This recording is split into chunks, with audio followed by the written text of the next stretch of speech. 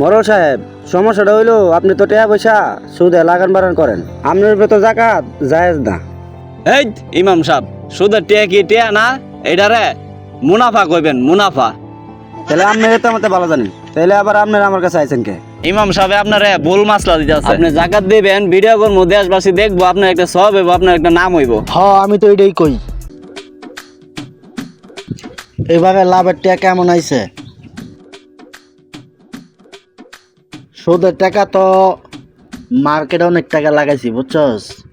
তো এবার তো আমার সুদের টাকা ভালোই আইছে। হ্যাঁ, আমার লাগে তো জাকাত ফরজ হইছে। জাকাত হ্যাঁ, দিতে হইব আপনার না? তো অনেক টাকা পয়সা আছে, জাকাত দিলেন গরিব মানুষেরে। আমি যে সময় জাকাত দেবো, তুই কি করবি? তোর কাম কি? কোন কি করবো? তোর কাম হচ্ছে একটা মোবাইল লবি বা একটা ক্যামেরা লইয়া ভিডিও করবি। যদি ভিডিও করস তাহলে মানুষ বুঝবো যে আমি জাকাত দিছি, আর যদি ভিডিও না করস তাহলে মানুষ বুঝবো না, আপনার এই লাভের টাকা দিয়া আমি আগে একটা ক্যামেরা কিনা ধুয়ে দিয়েছি ভিডিও করানোর লাগে। কামের মতো একটা কাম করছস।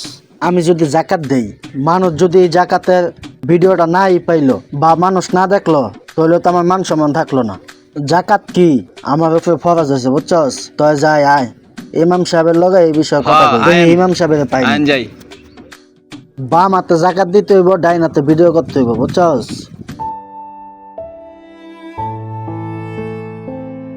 এই যে মরুল সাহেব, ইমাম সাহেবরে দেখা যায়।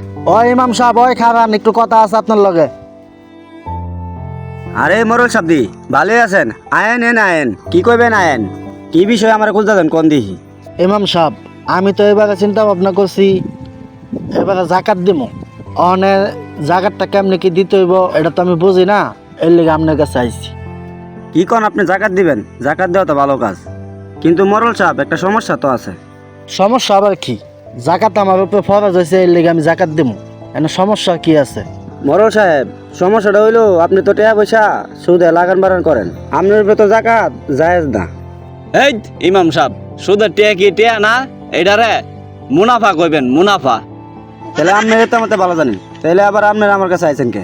আপনারা নিজেরা পরামর্শ কইরা জাকাত দিয়া দেন, তাহলে তো হয়ে জায়গা। টেহার উপরে কি লেখা আছে এটা সুদের টাকা? আপনি কিন্তু মরুল সাহেবের অপমান কইরা কথা কইতাছেন। আচ্ছা, আপনার কথা ঠিক আছে, আপনারা তো প্রতি বছর একটা ভুল করে থাকেন। মানুষের 150টা লুঙ্গির নাম কইরা আপনারা বাসায় নেন, নিয়া 150টা ভিডিও বানান, এটা কি কাজটা ঠিক করেন? আমি যদি ভিডিও না করি তাহলে কি মানুষ দেখবো আমি জাকাতটা দিছি? জাকাতটা মানুষের দেখাইতে হইব না? আমি যে এতটা মানুষের দান করলাম, এটা মানুষের দেখাইতে হইব না? দেয় জৈব, এটা লেগে তো আমি আরো ক্যামেরা কিনা রাখছি। তো এটা তো ইমাম সাহেব অবস্থা আছে না? ইমাম সাহেব তো বেটা তত্ন কথা আমার অপমান করতেছে বেটা। আরে মরল সাহেব, আপনারা তো আমি অপমান করতেছি না, আপনি মানুষের দান করেন, গোপনে করেন। আপনি কি করেন? দানের নাম কইরা ভিডিও করেন, ভিডিও কইরা সোশ্যাল মিডিয়াতে ছাড়েন। আপনি যে অনুমতি ছাড়া ভিডিও করতেছেন, এই কাজটাকে আপনি ঠিক করতেছেন কোন তো দেখি? মরুল সাহেব, ইমাম সাহেব মনে হয় আপনার রূপে একটু রাগ আছে। কে লিগা রাগ থাকবো? কে লিগা ইমাম সাহেবের?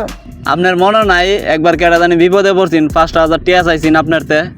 তো আমার তো কইছে লাভ দিত না, এর লিগে তো আমি দিছি না। এটার লাগে মনে হয় রাগ। কি কস? আসলে ইমামের চাকরি করলাম, খেয়ালাম। মরুল সাহেব, লন আমরা এনতে জায়গায় ইমাম সাহেব আপনার ভুল মাসলা দিতে আছে। আপনি জাকাত দিবেন, ভিডিও করবো, দেশবাসী দেখবো, আপনার একটা সব হইব, আপনার একটা নাম হইব। আমি তো এটাই কই।